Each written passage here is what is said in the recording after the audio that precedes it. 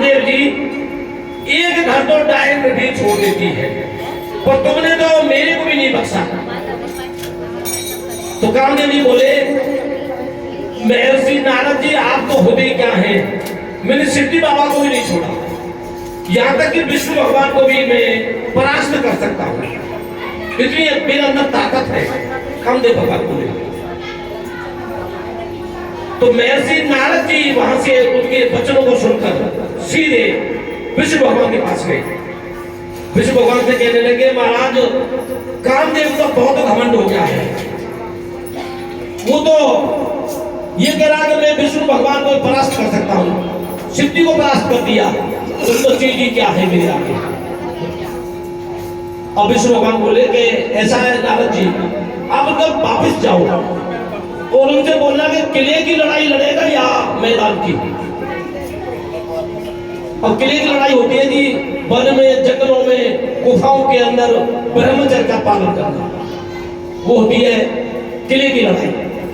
और मैदान की लड़ाई होती है कि स्त्रियों के बीच, लाखों स्त्रियों के बीच रह करके ब्रह्मचर्य का पालन करना, वो भी मैदान की लड़ाई। अब नारद जी फिर गए कामदेव जी के पास में कि भगवान विष्णु भगवान कह रहे हैं कि किले की लड़ाई लड़ेगा कि मैदान की। वो मैदान की तो बात की कहानी है, मेरे से को किले की लड़ाई भी नहीं जीत पाया। तो विष्णु भगवान ने कहा कि ऐसा है नारद जी को दोबारा बोल दो जाके कि मैं द्वापर में जन्म लूंगा कृष्ण के रूप में और मैं मैदान की लड़ाई लड़ूंगा, तू मेरे को परास्त करके दिखा देना। और देखिए आपके आगे द्वापर में कृष्ण भगवान ने जन्म लिया और कितनी गोपिकाएं थी, 16,108 तो कृष्ण भगवान की रानियां थी, 16,108 और सबके 10-10 पुत्र और एक पुत्री सबके। उनकी रानियां तो केवल 8 ही थी कृष्ण भगवान की, परंतु 16,100 रानियां, एक भामासुर राक्षस था, बहुत बड़ा राक्षस, वो अमर होना चाहता था। अमर होने के लिए उन्होंने 16,100 कन्याएं, ब्रज की कन्याएं सारी अपहरण कर ली थी और उनकी बलि देने के लिए चल दिया कि मैं अमर तत्व को प्राप्त कर लूंगा। 16,100 लड़कियों की जो ब्रज की कन्या थी सबकी बलि दे दूंगा और मैं अमर तत्व को प्राप्त कर लूंगा, अमर हो जाऊंगा।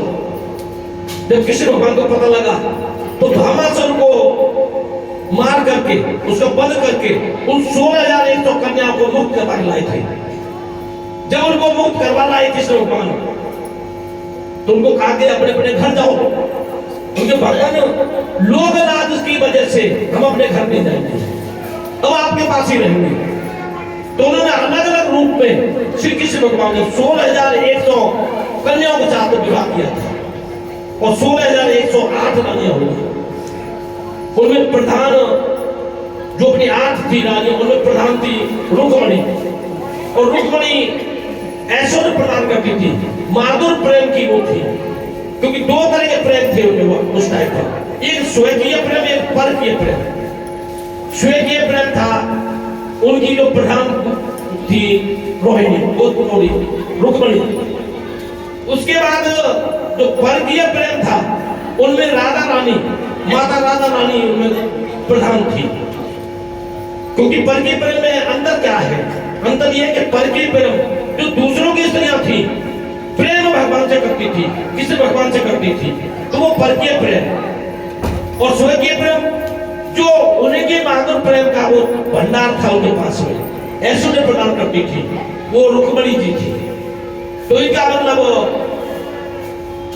और ये गोपियां और सखा ये कौन थे? सब वैकुंठ धाम से आए थे, संत थे, महाराज थे, और वैकुंठ धाम में जो अपना जीवन व्यतीत कर रहे थे, जो भी दिव्य आत्मा थी, उस सब के सब कृष्ण भगवान के पास आ गए। कोई गोपिका वैसे नहीं थी। और तालाब में जब कहते हैं कि कृष्ण ने चोर था, नटखट था और यदि ब्रह्मचर्य का पालन नहीं किया, कहीं भी उसका दृष्टांत नहीं मिलता। वो केवल कन्याओं को, व्रत की कन्याओं को कहता था कि जल में नंगे पैर से मत नहाओ, इसलिए कपड़ा चुरा के ले जाते थे। और वरुण देवता है जिस जल में तुम नहा रहे हो, वो तो भगवान है, इसलिए